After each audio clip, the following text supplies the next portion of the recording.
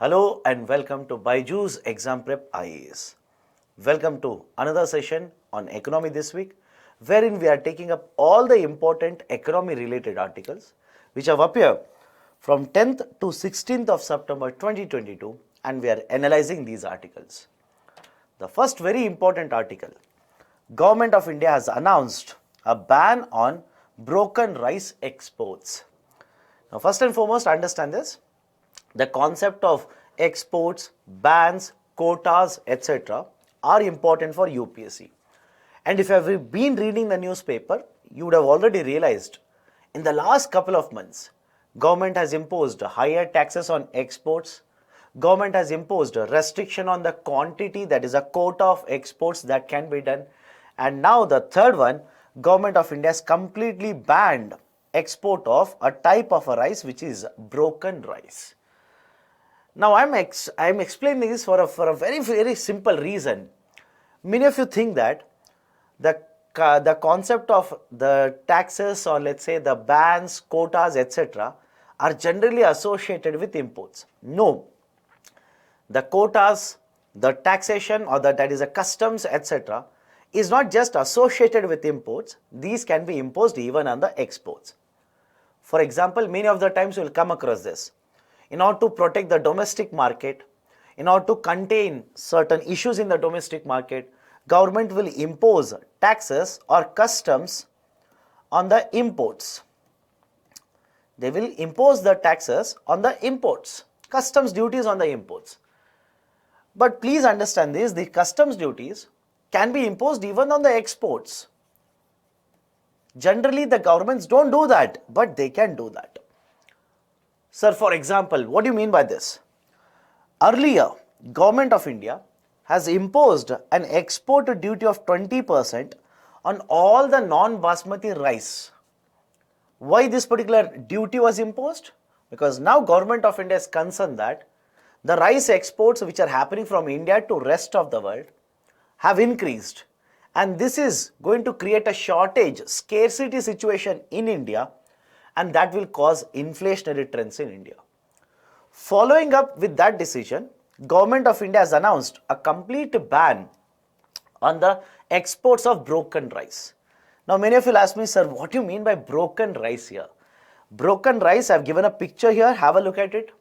Broken rice is basically the kind of a rice where the grains of the rice are broken.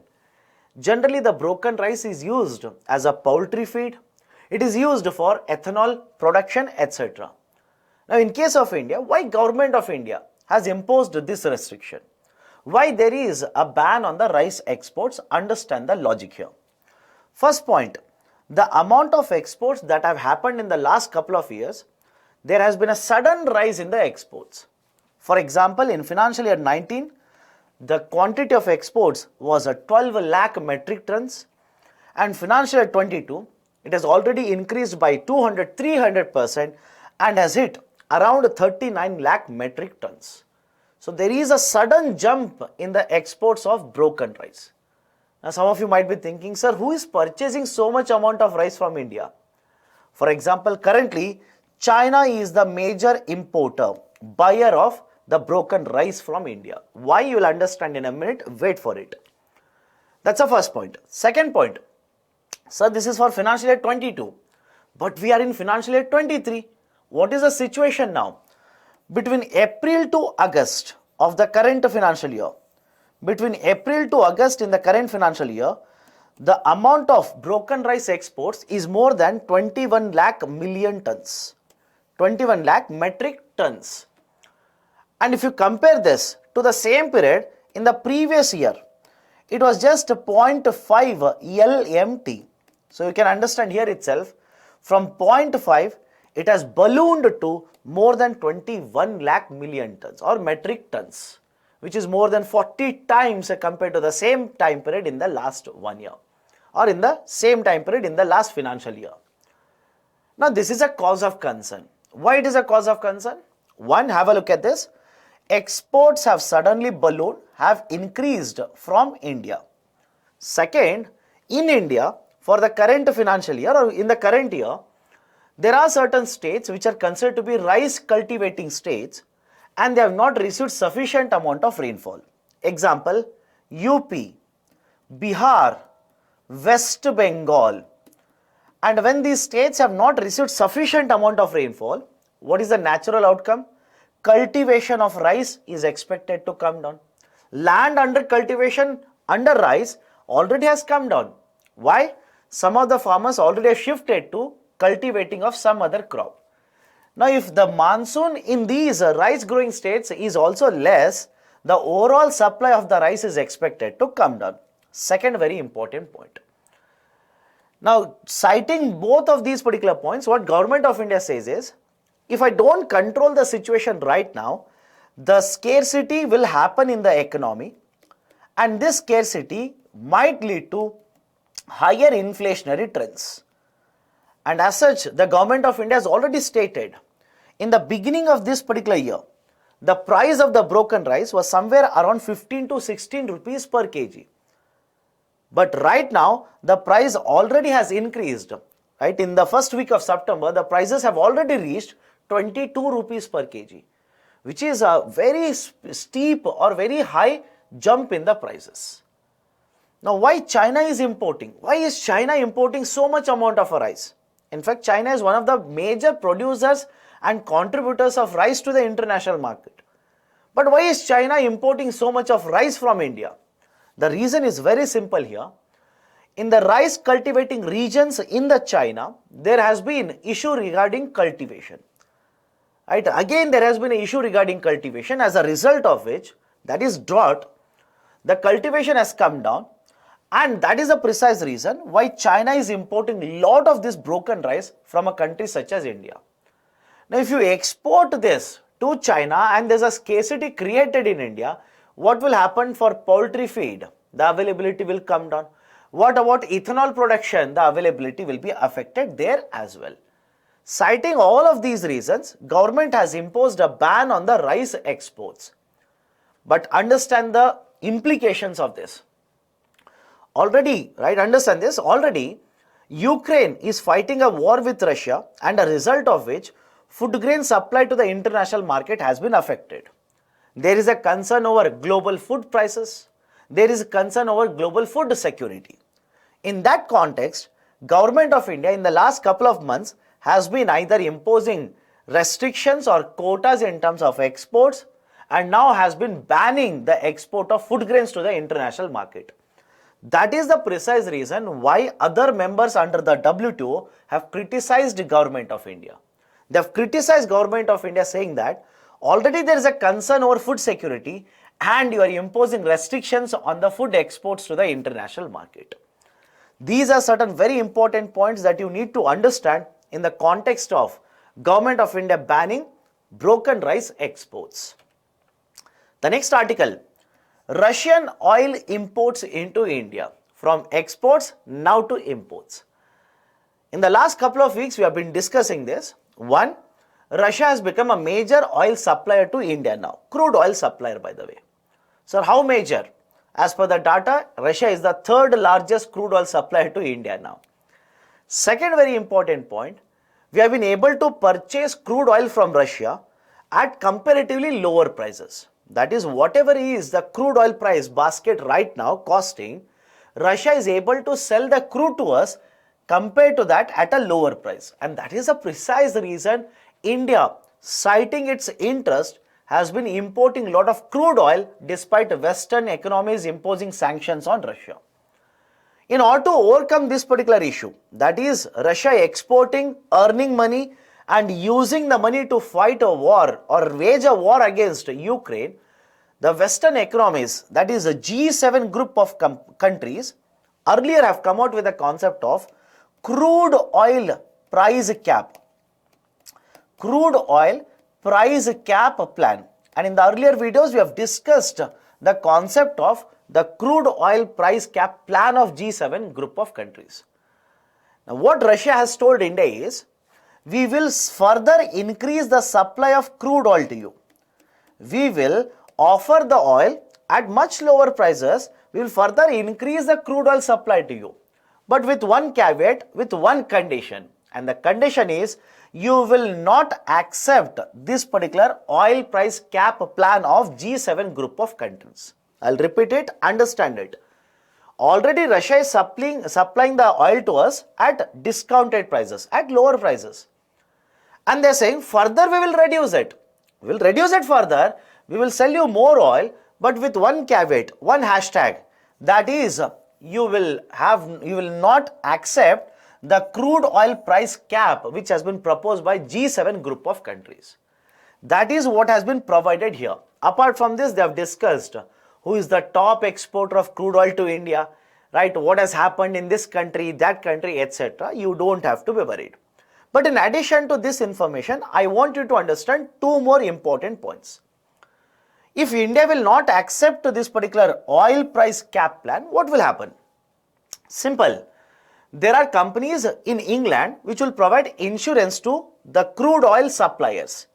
Whenever the crude oil is supplied in the containers like this, there are companies which will provide insurance.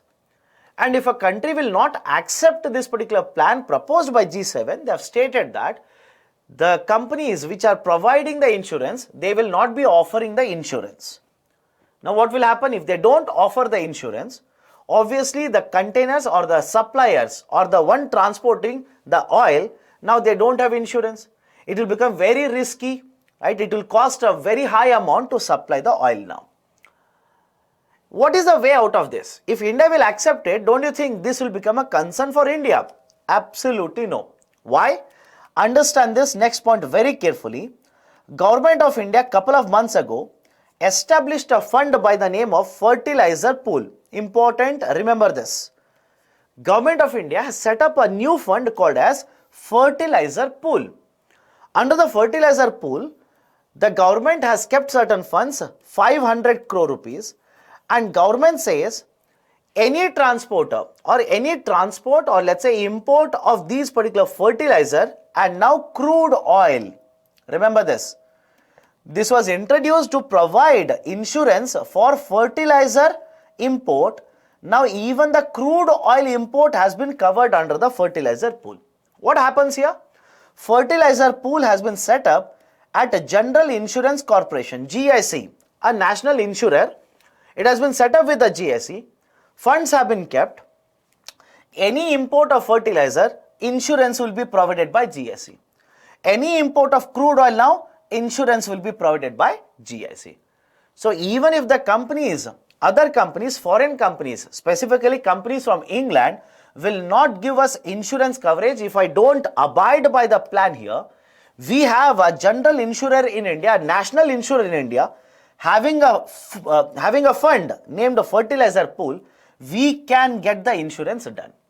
In fact, the fertilizer pool already has provided or has given insurance to more than 20 voyages. To more than 20 voyages, they have already provided insurance coverage. Initially, it was only covering the fertilizer imports from Belarus, Russia and Ukraine. Now, apart from covering even the fertilizer, now they will cover the crude oil imports and provide the insurance. So, even if the countries will not provide us insurance, we don't have to be worried. We have one option here.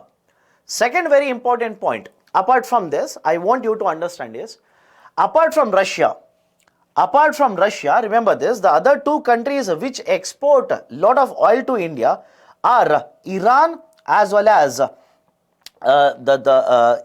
Iraq as well as the Saudi. But why I am talking about Iraq here? Understand this. Some time ago I stated that Russia reduced the prices and at discounted prices started exporting the crude oil to India. What Iraq did was, they gave a discount over the prices offered by Russia. I hope you understand this. They offered discount over the prices which are offered by Russia. Right? That is, if Russia is exporting to us, let's say at $100, Iraq said, I will reduce it further by $9 more. I will sell it to you at $91. So that is a precise reason in the coming days or in the last couple of days or last couple of months, the imports from Iraq, because it is much more cheaper, the imports of crude from Iraq have actually ballooned. So these are the important points from the article that you need to understand. Let me take up a question now. Consider the following statements regarding fertilizer pool. This is the first ever insurance pool created in India. Very tricky question. Why? The statement is wrong. Because you have come across this fertilizer pool for the first time, you feel that such an insurance pool, this is the first time ever it has been created. Absolutely no. Earlier we have created nuclear pool. We have created terrorism pool. So this is not the first insurance pool in India. This covers or provides insurance coverage for only the fertilizer imported into India. Underline the term only. This statement is also wrong. Why? This provides coverage for, that is insurance coverage, not only for fertilizer import but also crude oil import. So both the statements are wrong. Right option for the question is neither 1 nor 2. Next article, Finance Minister has ordered Reserve Bank of India to prepare a white list of digital lending apps. What is this? Let me explain. There are multiple apps which you can download, and using these particular apps, you can get access to loan products in the market. Hope you understand this. If you're an Android user, you can download multiple types of these particular lending apps, digital loan apps, and you can easily get access to the loans from these apps. But there have been concerns regarding these particular, let's say, the business model that has been followed by digital loan apps. And they have been raised as a concern by the government as well as other agencies as well. For example, there is a concern that whenever the loans are given, the rate of interest charge is very, very high, exorbitant rate of interest. When the loans are given, they specifically target vulnerable people, vulnerable sections in the society, so that they can simply collect more and more interest and pressurize them. There is also a concern regarding what methodologies are used by these to collect or recollect the loans. In many instances, they have threatened the borrowers, they have blackmailed the borrowers and have made recollection like this. If these are one set of concerns, there is one more set of concerns saying that these people or these lenders are basically using these types of loan apps to circulate or to basically launder the money. So what Government of India, that is specifically Finance Minister, what Finance Minister has done now is, they have asked RBI, Reserve Bank of India, to prepare a list of the digital loan apps, white list. What does it mean? Only these loan apps or loan applications will be allowed to be downloaded now. I hope you understand this. In the Play Store, for example, if you are using an Android phone, you can download the apps from the Play Store. Now RBI, imagine, will identify out of 3 lenders, let's say A, B, C, will identify only A and B and will whitelist them and will not whitelist C, which simply means blacklisting. What will happen now is, in the Play Store, the apps of company A and B are available and the app of company C will not be available. This is a basic model that has been proposed by the Finance Minister, that is whitelisting of the digital loan apps. Now how will we monitor them? How are we going to find out whether these are whitelisted, whether these are available for downloading, whether these are not whitelisted, whether they are available for downloading? That duty has been given to Ministry of Electronics and Information Technology, MeitY, Ministry of Electronics and Information Technology. It is this particular ministry which has to ensure that only those whitelisted apps are available on the Android stores. Which are not whitelisted, these should not be allowed to list in the Android store for the download. This is the latest information or latest measure or the step which has been taken by the Government of India, in addition to Reserve Bank of India, to regulate the digital lending market in India. Right, so these are certain important points. Please go through this. Next, the exporters run into rough weather as US-Europe demands dries up. What do you mean by that? Let me explain. Follow the discussion very carefully. First point, India exports, and the two very important market for India's exports are European Union and USA. And last year, you must have read this, India's exports crossed more than $400 billion, that is merchandise exports by the way, for the first time ever. And we want to further promote more and more exports to the other countries and earn lot of revenues in India. Let me go to the second point. Right now there is a concern regarding the situation of European Union market as well as USA market. What is the concern? Inflation rates are very high. There are concerns over stability of the economy. There is also concern whether they will enter into recession. What do you mean by recession? In simple terms, whenever a country registers, whenever an economy registers a negative GDP growth rate, that is a contraction in the economy for 2 consecutive quarters, that is technically referred to as recession. So there is a fear that inflation rate is very high, stability is doubtful, and they might enter into recession now. At this point of time, if you are the governor of the central banks in these countries, let me see, if you are the central bankers in these countries, what would be your step? In order to control this, will you not increase the interest rates? Will you not increase the interest rates? Of course, yes. And just see what has been happening in European Central Bank. Just see what has been done by the Federal Reserve. They have been rising up or they have been increasing the interest rate in order to control inflation. Now, when the interest rate is high, what will happen to demand for goods and services in the market? The demand for goods and services will go down. Simple, right? One, inflation concern is there, interest rate has been increased, and as a result of this, the demand for goods and services in these countries is going down. And already you know in the first point that India views and India knows that European Union as well as the USA markets are very, very important for us in terms of promoting more and more exports. And that is a precise reason there is a concern. There is a concern that this year the total amount of exports which we will be able to do, right, that estimates already have been drawn down or have been reduced. Have a look at this.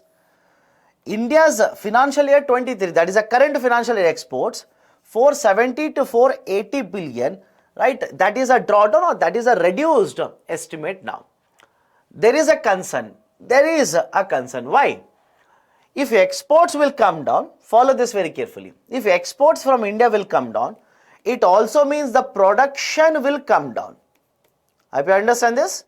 It also means the production in the Indian economy will come down. Already many companies which are involved in the exports of the goods, they are saying that earlier we used to have 3 shifts. Earlier we had 2 shifts of production. Now no, we have reduced it to 1 shift.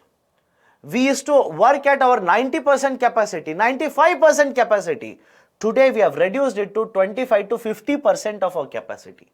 So there is a concern over the issue of inflation, recession fears in the European market and the US market, and as a result of this, in case of India, the exporters are concerned over this, and the exports already have come down.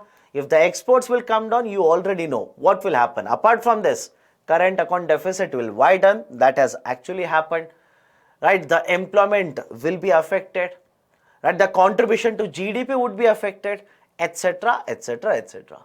So this is the discussion regarding concern of exporters regarding the issues in the European as well as the American market. The next important article, Demat accounts. Very recently, we came to know that India totally has created 10 crore or 100 million Demat accounts. But beyond this, right, you need to understand the concept of Demat account, the idea of a Demat account. The term Demat simply means dematerialization. The term Demat simply means dematerialization. Sir, what do you mean by dematerialization? If you purchase anything in the market, for example, if you purchase a share or a bond or any instrument for that matter, earlier generally pieces of paper were given to you. Share, there is a piece of paper, right? A physical form is there. They used to give you shares. If you purchase a bond, they will give a piece of paper that is a bond. But 1996, when the concept of Demat account was introduced for the first time in NSE by SEBI, we have gone for concept of dematerialization. What do you mean by dematerialization here? Rather than physically handling you, or rather than giving you shares like this, physical shares. Now, physical shares are not used, or physical form of the instruments is not used. Everything is, right, basically dematerialized. That is digital form. Simple. That is digital form. Let me give a very simple example. I'm pretty sure all of you have a Google Pay account, or let's say Paytm. Paytm is a much better example. In the Paytm, imagine you have a Paytm wallet. You will keep money in the Paytm wallet. Now, when you keep money in the Paytm wallet, do you think literally they will keep currency notes like this? No, they will have a representation of money. That's a digital representation. And when you transfer the amount from one Paytm account to another Paytm account, you don't literally take cash and transfer it like this. No, the digital transaction are going to happen. Automatically, the amount of money in your wallet will come down, and the receiver's account, the money will be credited, the amount will increase. Apply the same logic to the shares, bonds, etc. If you purchase a share in the market today, you will not get a physical copy of the share. Rather, you will have to open a Demat account, and that particular share will be credited. It will be credited into your Demat account. Now, maybe tomorrow you will sell 2 shares. Assuming you have, let's say, 10 or 20 shares, tomorrow you will sell 2 shares. So, when you sell 2 shares, the 2 shares will be debited from your Demat account and will be credited into the buyer's account. So, this is the basic idea for Demat account. Today, opening a Demat account has become very, very easy. If you understand this, compared to earlier situation, today opening a Demat account is very, very easy. Right? In fact, I'm pretty sure you must be receiving mails. You must be receiving phone calls from different marketers pitching the idea of a Demat account to you. Now, first point again, now remember this, dematerialization basically means converting the physical form into digital form of the securities. From 1996, we have introduced this. Initially, it was introduced in NSE. Now, it has been introduced even in the BSc. Next, third very important point. Whenever you want to trade in securities, be it bonds, shares, etc., you must have a Demat account. Is it okay? I'll repeat it again. Whenever you want to trade the shares, bonds, etc., you must have a Demat account. There is no option, you must have a Demat account. Now, can you have multiple Demat accounts? Fourth point, can you have multiple Demat accounts? Yes, you can have multiple Demat accounts. With different brokerage firms, you can have multiple Demat accounts. But remember the point very carefully here. The most important agency in the context of Demat services is CDSL and NSDL. CDSL and NSDL, right? Central Depository Services, National Securities Depositories Limited. And more than 60% of these 100 million Demat accounts have been opened with the CDSL itself. That is the most important depository services limited for you. Next, sixth very important point, can you have a joint Demat account? Are you allowed to have a joint Demat account? Of course, yes. You along with your friends, you along with your spouse, along with your, let's say, parent, you can have a joint Demat account. Maximum 3 people are allowed to have a Demat account. Now, these are certain important basic factual information regarding Demat account. The question is, how come we have created or we have opened 100 million Demat accounts? In fact, to be very precise here, understand this. Most of these Demat accounts have been opened in the last 2.5 years. If you understand this, most of these particular Demat accounts have been opened in the last 2.5 years. That is, especially after the end of 2019, starting from 2020, the number of Demat accounts opened in India have actually zoomed, have increased by a very large number. What is the reason? Reasons are very simple. more and more financial institutions, or let's say brokerage firms, are offering these services. You must have seen in the last 1.5 years itself, there are so many brokerage firms which are basically allowing you sitting at your home to open a Demat account. Very easy to open a Demat account now. Second, these are also not charging very high. For opening the Demat account, you don't have to pay anything. But even after opening a Demat account, for providing the services, their charges are very, very less. Very, very competitive. And third very important reason is, there is a shift. This is more important. There is a shift in the pattern of investments in the economy. Generally, the people in India save a lot of money in the bank deposits. But in the last couple of years, what has happened is the savings deposit rates have plummeted, have gone down. And if you're an investor, if you keep money in the savings bank account, or let's say fixed deposit, interest rates have gone down. So what you have done, rather than keeping money in the FD, you have migrated, you have shifted your investment patterns, let's say to the stock market or to the bond market. And when you shift your investment into the securities, you are supposed to open a Demat account. That is one of the reasons. Right? So citing many of these particular reasons, the number of Demat accounts have been increasing at a very fast pace, crossed more than 100 million or 10 crore. It is a good news, no doubt. But having said so, be very careful. All these 100 million accounts are not unique accounts. I hope you understand this. All these 100 million accounts are not unique user account. What do you mean by unique user account? If you remember earlier, I told you an individual can open multiple Demat accounts. So out of 100 million accounts, or let's say 10 crore accounts, many people would have had multiple accounts. So we have counted all of them. So all these are not unique user account. Generally, it is estimated that around 50 to 60% of these are unique user accounts. So these are certain very important points regarding Demat account, or the system of dematerialization. I have given a question here. First, the Demat account system was introduced for the first time for trades in the BSE, wrong, NSE. An investor is allowed to open more than one Demat account. Statement is true. Right option for the question is option B, only 2 is correct. Let me go to the next article. India has decided to stay out of the fourth pillar of Indo-Pacific Economic Framework, IPEF, Indo-Pacific Economic Framework.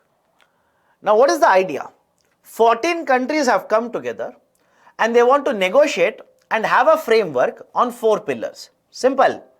14 countries, including India by the way, have come together. They want to negotiate and have an economic framework, agreement over 4 pillars. What are the 4 pillars? It is given here, have a look at this. First one is a supply chain, clean economy, fair economy, and the fourth one is a trade itself. So on all of these particular 4 pillars, they are negotiating, they want to enter into certain framework. India has stated that we do not want to sign, we do not want to be a party right now for the 4th pillar, or under the 4th pillar, we do not want to participate as of now. Why? Participate in the sense we don't want to sign any framework. The argument that has been put forward by Government of India are very, very simple. Right? Understand this. Government of India says, I want to first find out how the negotiations will happen, how this particular pillar, if at all there is a framework on this 4th pillar, what will be the impact on other countries? I want to find out first. Then I will decide whether I want to join or not join. Very good stance, considering India earlier has signed multiple free trade agreements, FTAs. Left and right, India signed multiple free trade agreements with many countries. But when we analyzed what has been the impact of free trade agreements, you will come to know that India has not got the benefit in the free trade agreement. It is in fact the other countries which have got the benefit. So what do you mean by this? Let me give a very simple example. And again, I am connected to current affairs. Don't say, sir, you are discussing something else. It is connected to current affairs. What is the current affairs here? There was one more point of a discussion.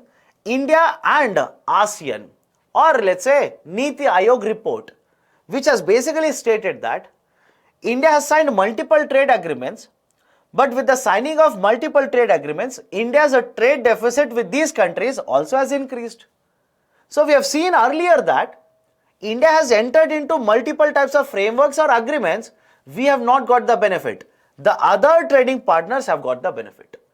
So Government of India says, one, let me wait. Let me wait and watch how the negotiations will happen and what will be the impact of that on the other trading partners. Then I will take a call. Second, government also is very much valid in saying that under the trade, there will be multiple parameters of discussion or multiple points of discussion. For example, digital services, labor, etc. And today, Government of India is basically discussing and trying to implement various laws in these areas. For example, Government of India for many years now has been trying to implement labor laws. So citing these two reasons, Government of India stated, we will stay out of the fourth pillar as of now. And the fourth pillar is the trade pillar. Now what about the remaining three pillars, sir? India has showed the willingness. What will be there under the three pillars? You will have to wait and see. The negotiations will happen and the details of it will be given to you in the latest discussion. Next, European Union nations have committed to Global Minimum Tax, GMCT. What is the idea? From the last year, there has been a lot of discussion regarding a concept of global minimum tax. That is, the countries, more than 130, 140 countries have come together, including India by the way, and we have agreed that we should have a global minimum corporate tax rate of 15%. So that the tax evasion which has been done by many of these multinational enterprises will be able to address the issue of the tax avoidance. Is it okay? It's not evasion, it's avoidance. So the avoidance is being done by many of these MNEs. We will address the issue of tax avoidance by implementing a global minimum corporate tax rate of 15%. Right now that we have discussed in the earlier videos also. What is the update? Let me not go back and start discussing the same thing. What is the update here? Update is very simple. European Union nations now have come together and they are discussing and they want to adopt this particular global minimum tax. They want to adopt it. But there is one country, that is basically Hungary. Right, Hungary country, it says that I will oppose it. Right, I will oppose it. Right, they are saying that we will not accept, we will veto the proposal to implement the global minimum corporate tax. And the other member countries of GMCT have stated, in such case, we will try to adopt a framework. We will try to bring in a new framework so that the country which will not accept it, we will not include it. But other countries which are accepting within European Union, we will go ahead and implement the proposal of global minimum tax. And in fact, one of the countries, that is Germany, has already started working on the legislation at the domestic level to implement the global minimum tax.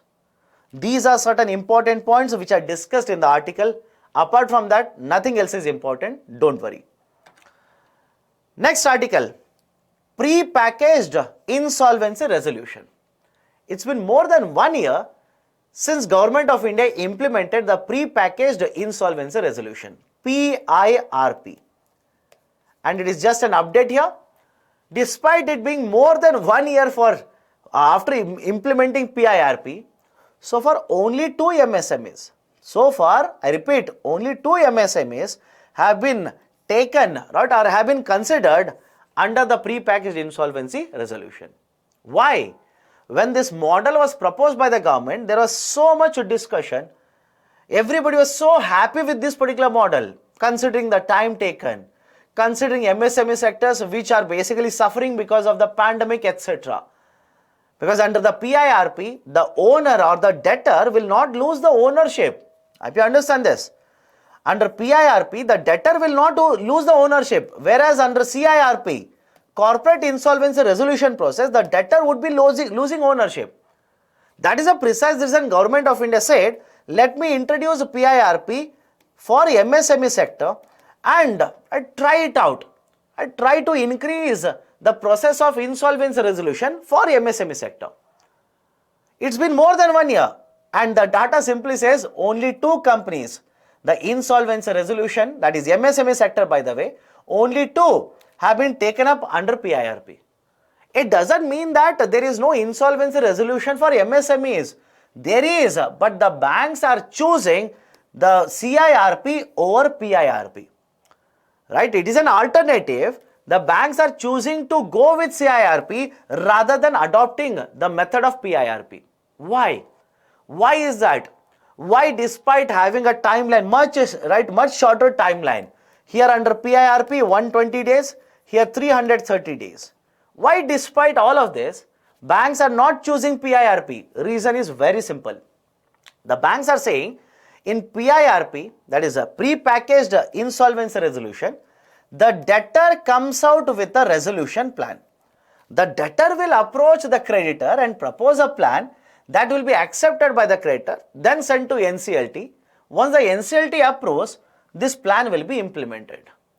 The concern amongst the lenders, that is the banks, is that what if I accept a plan of the debtor today, but in the future there is an investigation regarding this? Right? There is an investigation and I am caught in that particular investigation. So I don't want to take any risk.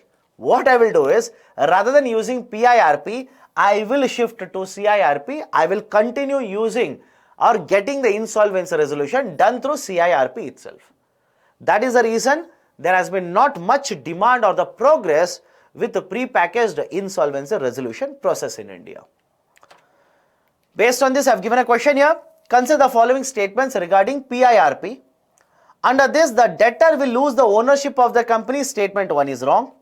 This is an easy insolvency resolution available for all the companies. Again wrong. Why? It is applicable right now to the MSMEs. It is available to MSMEs. So right option for this question is option D, neither 1 nor 2. Last article for the day, the issue of inflation. Again, don't mug up, don't by heart the data. Understand the inferences. The inflation rate for the latest month has been published. That is, for month of August, the retail inflation is 7%. But sir, inflation rate for the last many months has been above 6%. What is the speciality? The speciality is simple here. Along with inflation rate being more than 7%, that is overall inflation, the rural inflation is higher. Remember this. This is important. Rural inflation is at 7.15% for the month of August. In fact, when you compare it to July, it has actually increased. So rural inflation is higher. That's a 1 point. What about food inflation?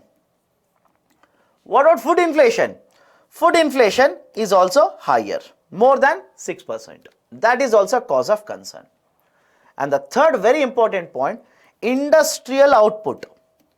Industrial output has slowed down to 2.4%. Industrial output has slowed down to 2.4% compared to 2.7% in a month before. Which means the production in the industrial, that is manufacturing activity, electricity, etc., has actually come down. Right? That is, the growth has actually come down. Now tell me, if you are a central banker, don't you think all of this is a cause of concern for you? Even if you are a government, this is a cause of concern. Why? If the inflation rate is very high, you generally increase the interest rate. That is what the RBI will do.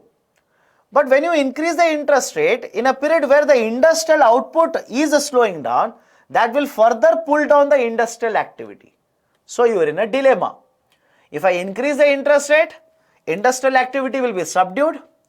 If I don't increase the interest rate, inflation rate would be very high. In addition to this, look at this also. Food inflation is higher, cause for concern. Rural inflation is higher, which means the consumption in the rural market is getting affected. Right? So these are certain very important points you need to understand regarding the inflation data for the month of August published very recently. So these are the various articles as well as the questions related to articles for the period 10th to 16th September 2022.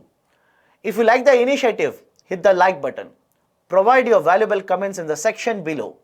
And if you are yet to subscribe to BYJU'S Exam Prep IAS, kindly do now.